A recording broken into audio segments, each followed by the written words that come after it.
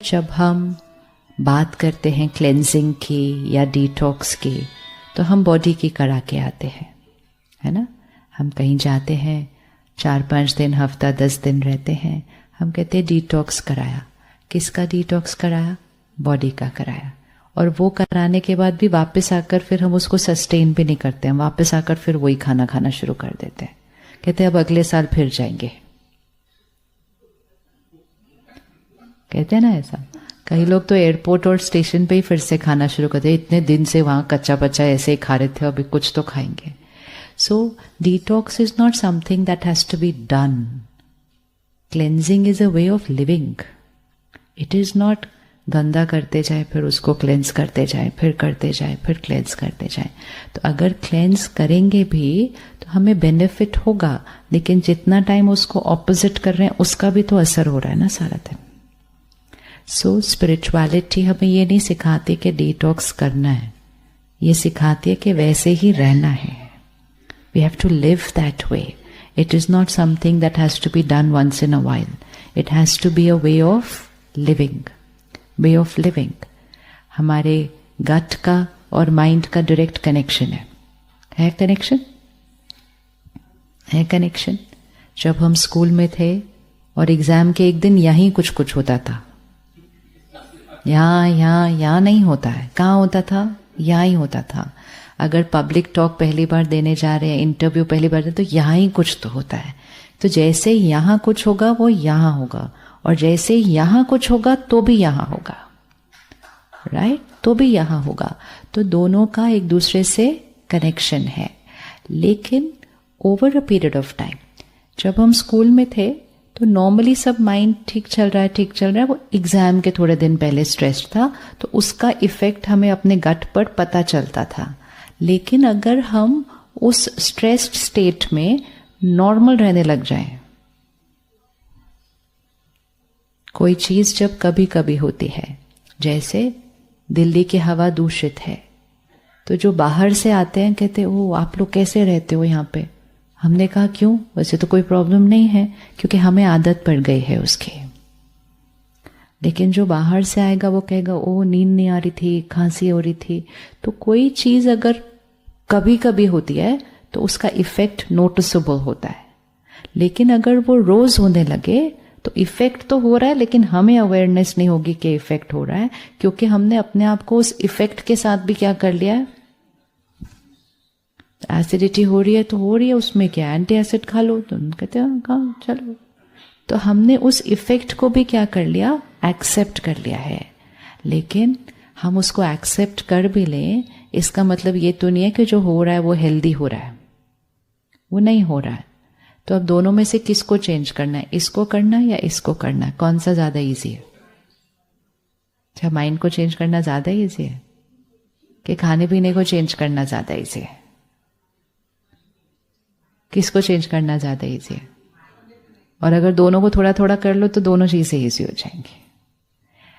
हम ऐसे समय पर चल रहे हैं कि अगर हम बेस्ट खाना भी खा रहे हैं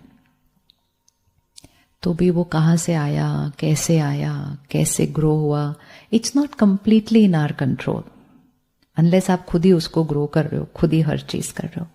तो कुछ चीजें हैं जो कंप्लीटली हमारे कंट्रोल में नहीं होती हैं, फिर भी हम अपनी तरफ से जितना उसका ध्यान रख सके हम करते हैं। इस सृष्टि पर एक ही चीज है सिर्फ जो कंप्लीटली हमारे कंट्रोल में है, एक ही।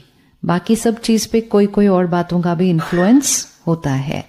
जैसे अगर आज आप अपने गार्डन में भी सब्जी उगा रहे हो, लेकिन हवा तो फिर भी दूषित है ना। और अगर हवा दूषित है तो पानी दूषित है। तो भले आपको लगे आप खुद उगा रहे हो, आप ऑर्गेनिक कर रहे हो, आप सब कुछ कर रहे हो, लेकिन हवा को तो नहीं आप कंट्रोल कर सकते, आप पानी को तो नहीं कंट्रोल कर सकते। जो आ रहा है आपके घर वो ही पानी जा रहा है उस पौधे को।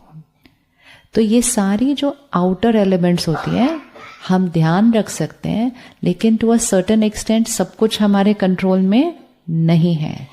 एक ही चीज है इस पूरी सृष्टि पर, एक ही चीज है जो पूरी तरह से हमारे कंट्रोल में है, जिस पर किसी और चीज का इन्फ्लुएंस नहीं हो सकता। वो कौन सी चीज है?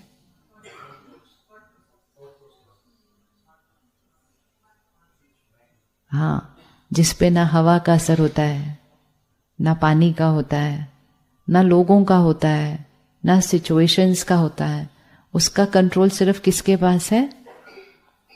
यहाँ।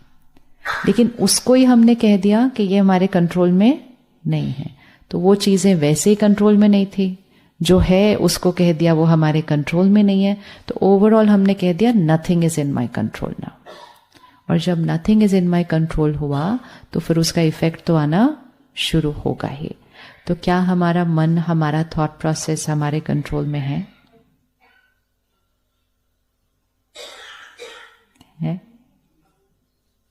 नहीं।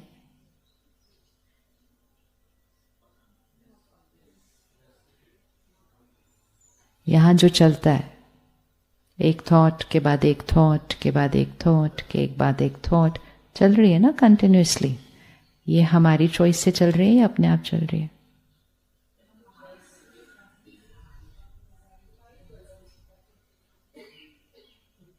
ये थॉट्स कौन चला रहा है?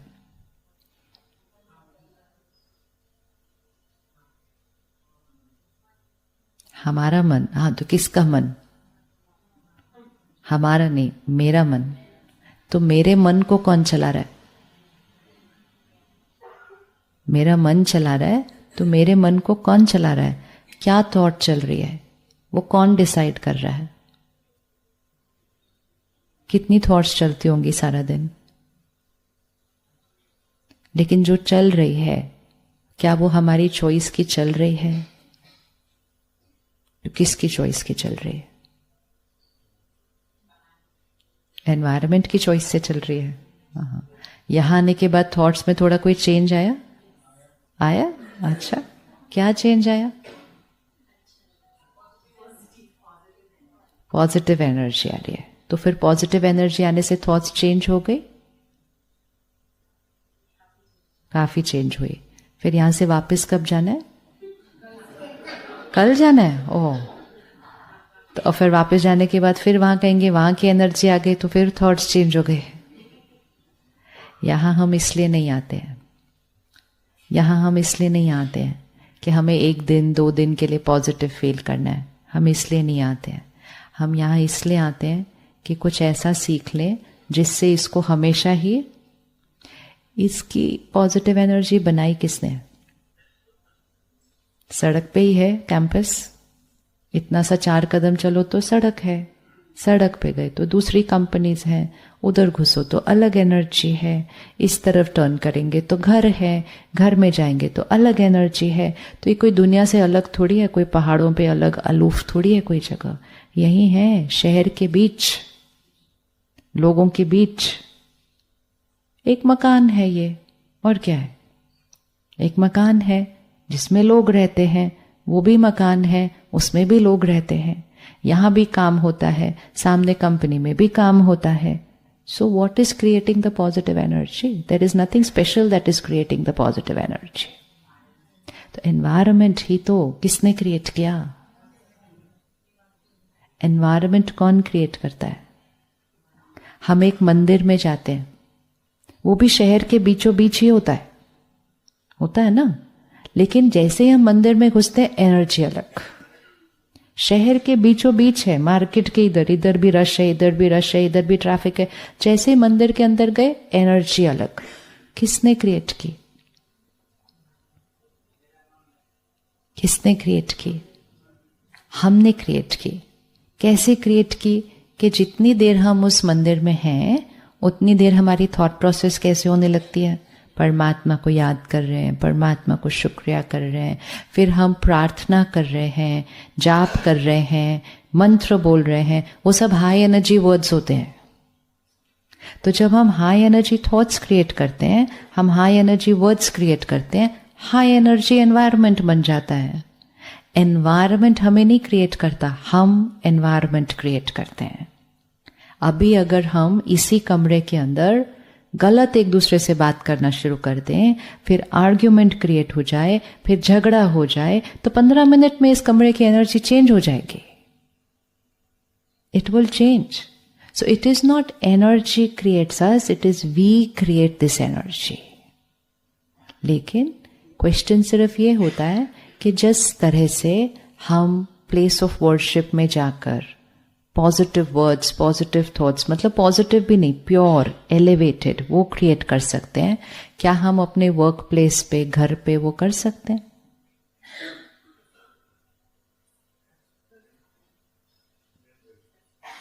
कर सकते हैं। जो वोकैबुलरी हमारी प्रेयर की होती है, प्रार्थना की होती है, क्या वो सारा दिन की हमारी भाषा बन सकती है?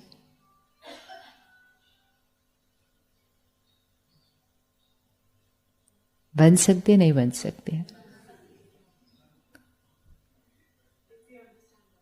हाँ जी, if we understand that, if we understand the power of that.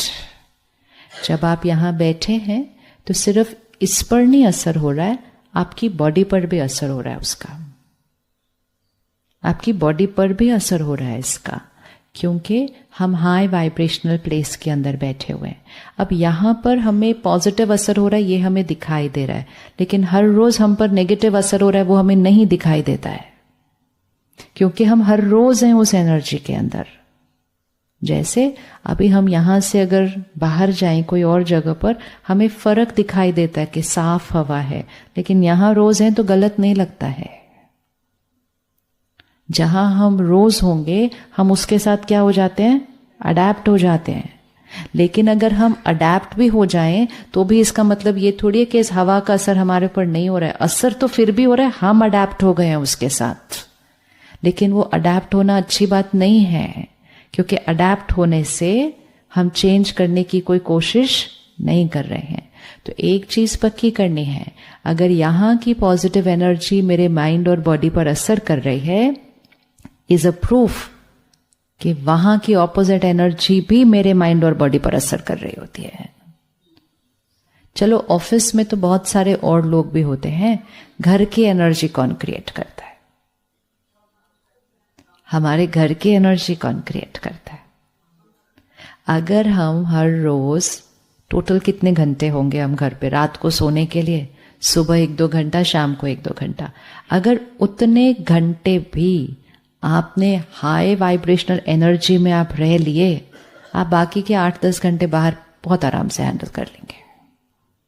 अगर आपकी रात की डीप स्लीप एक हाई एनर्जी स्पेस में हो गई, आप अगले दिन कोई भी क्राइसिस हैंडल कर सकते हैं। तो इंपॉर्टेंट ये नहीं है ओ पर ऑफिस में ऐसा है, पर दुनिया में ऐसा है, वो सब छोड़ दो। घर तो अपना है ना, घर तो अपना है, उस घर के अंदर वो कमरा तो अपना है। चलो घर भी बोलेंगे नहीं, पर वो लोग, चलो कमरा तो अपना है। अपनी स्पेस की रिस्पॉन्सिबिलिटी लेना शुरू करते हैं कि मुझे अपनी स्पेस कैसे बनानी है? High vibrational space. तो क्या हम अपने घर की एनर्जी को हाई वाइब्रेशनल स्पेस बना सकते हैं? बना सकते हैं। उसके लिए हमें क्या करना है? सिर्फ किसको चेंज करना है? थॉट्स एंड वोकैबुलरी, भाषा। पॉजिटिव थिंकिंग का मतलब ये नहीं होता है हाँ ये हो जाएगा, हाँ ये हम कर लेंगे, ये पॉजिटिव थिंकिंग नहीं है। सिर्फ पॉजिटिव थिंकिंग मतलब मेरी हर थॉट एक प्योर हाई वाइब्रेशनल थॉट होनी चाहिए। मेरी हर थॉट में जो हर वर्ड है, थॉट भी 3-4 वर्ड से बनेगी ना। सपोज मैं यहां आकर कहूं ये कमरा बहुत अच्छा है, ये मेरी थॉट है। This room is beautiful is my thought, but this room is beautiful has 4 words, has 4 words in it. तो प्योर एलिवेटेड एनर्जी अर्थात मेरा हर वर्ड, उस हर वर्ड के अंदर एनर्जी कौन सी होनी चाहिए? इसीलिए जब हम कहते हैं Om Shanti, it's a high energy word. It is saying I am a peaceful soul. अब इसका असर हम पर काम आएगा, लेकिन जब हम सारा दिन बोलते हैं I am stressed, I am tired, I am irritated, I am busy, I am worried, उसका असर आ रहा है वो तो नहीं दिखता, नहीं दिखता। और फिर उसका असर सिर्फ यहां नहीं आ रहा, उसका असर बॉडी पर आ रहा है। इसीलिए फिर डॉक्टर्स क्या कहते हैं? Lifestyle disease. फिर जैसे ही वो लाइफस्टाइल कहते हैं, हम अपनी बॉडी की डाइट, एक्सरसाइज चेंज करते हैं, मन के लिए चेंज नहीं करते।